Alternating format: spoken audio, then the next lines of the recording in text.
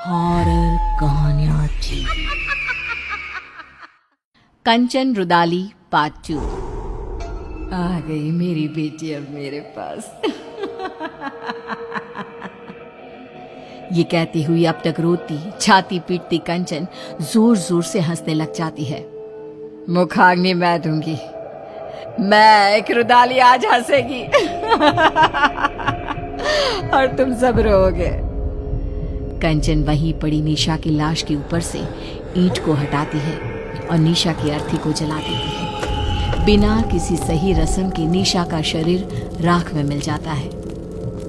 प्रेमनाथ और ठकुराइन बेसुध होकर सब कुछ देख कर भी पर अपने दिल और दिमाग पर लगे सदमे के कारण कुछ भी समझ नहीं पा रहे थे। जलती चिता को छोड़ कंचन उठकर हवेली से बाहर चल देती है।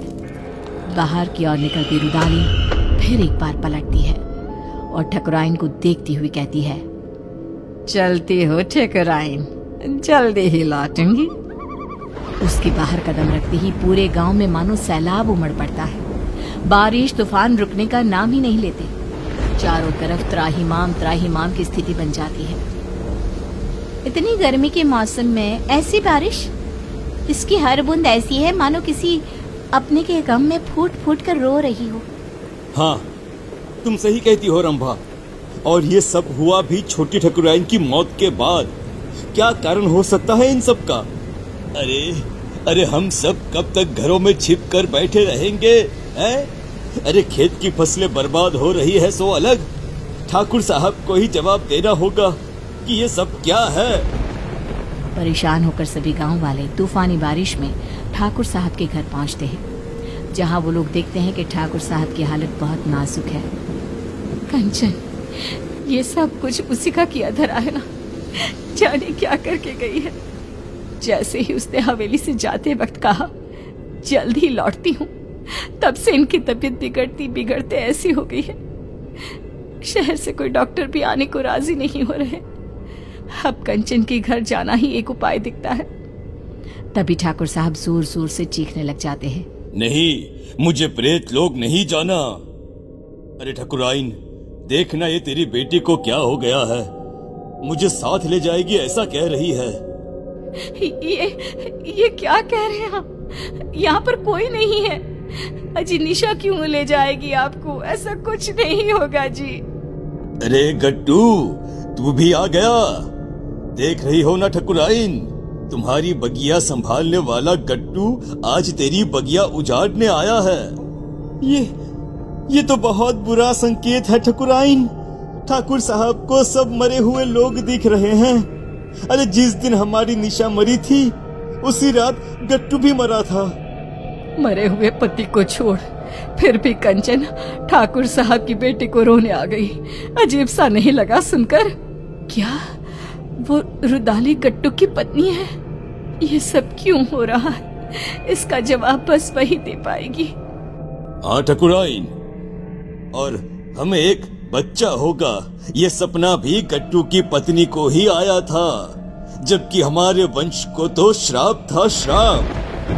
तेज बारिश में सभी भीगते भीगते रुदाली की कुटिया के बाहर पहुंचते हैं। तेज बारिश में बाहर औरतें काले कपड़े में अपने बालों को खोले अपने घुटनों पर बैठी जोर जोर से अपना सर घुमा रही थी। आएगा आएगा गया रे गया रे, आएगा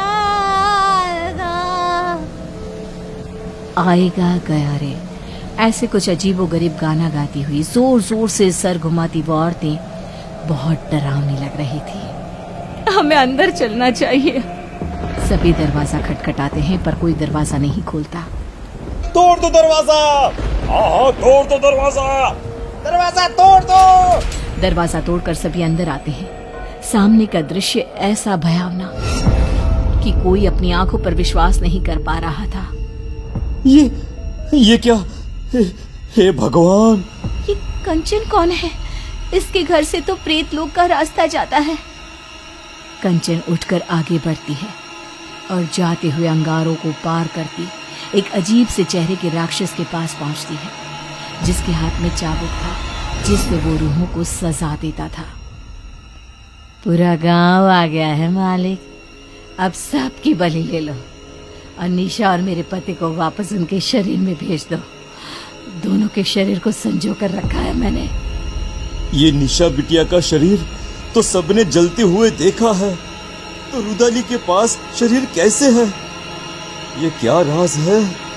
रुदाली गट्टू और निशा के शरीर को सबके सामने रखती है और कहती है, निशा मेरी बेटी थी, मेरी इकलौती बच्ची,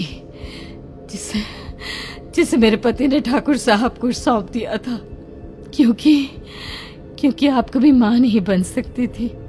बोले ठकुराइन, सच है ना ये? आप लोगों के पैसे के आगे मेरी ममता का गला घोट दिया गया। जिस दिन गट्टू ने मुझे बताया कि मेरी बेटी आपके घर जाने वाली है, मैंने उसी दिन से प्रेत लोक को अपना घर बना लिया था। पर मैं तो मां बनी थी, मेरे शरीर में सभी लक्षण थे, ये कैसे हो सकता है? आपको एक दवाई दी जाती थी जिसके कारण आपका शरीर एक गर्भवती औरत की तरह बदलने लगा, और फिर मैंने आपके गर्भ में डाल दिया प्रेत का अंश, वो अंश जो मेरी बेटी को मुझे वापस पाने में मदद करता। पर तुम्हारे वंशहीन होने के श्राप ने उस गर्भ का नाश कर दिया। निशा तुम्हें सौंप दी गई, उसने मेरी कोख में ही सब तंत्र मंत्र सीख लिए थे, इसलिए उसे वही चीजें अपनी ओर खींचने लगी। अमावस के दिन उसकी वही शक्तियां उस पर हावी हो गई और वो चली गई सब कुछ छोड़कर। पर मैं उसे कैसे जाने देती? उसकी आत्मा को प्रेत लोक से उसके पिता ने बचा लिया और उसकी आत्मा उसके शरीर में आ गई। पर प्रेत सरकार बहुत क्रोधित हुई, इसीलिए आप सबकी आंखों में धूल झोंककर मैंने एक पुतले को जलाया, ना कि मेरी बेटी को। अब उसी सरकार की मदद से मैं फिर से अपनी बेटी और पति को पालूंगी और उसके बदले ये पूरा गांव उन्हें सौंप दूंगी। भागो भागो यहाँ से, भागो भागो भागो यहाँ से। हमें भी शरीर दिलवा देना कंचन, इन सब का शरीर तो है ही। हमें भी शरीर दिलवा देना कंचन, इन सब का शरीर तो है ही। आज कितने ही साल बीत गए, गांव अब आत्मा और प्रेतों के नाम से जाना जाता है। इतने मुर्दों में रह गई है जिंदा तो बस कंचन।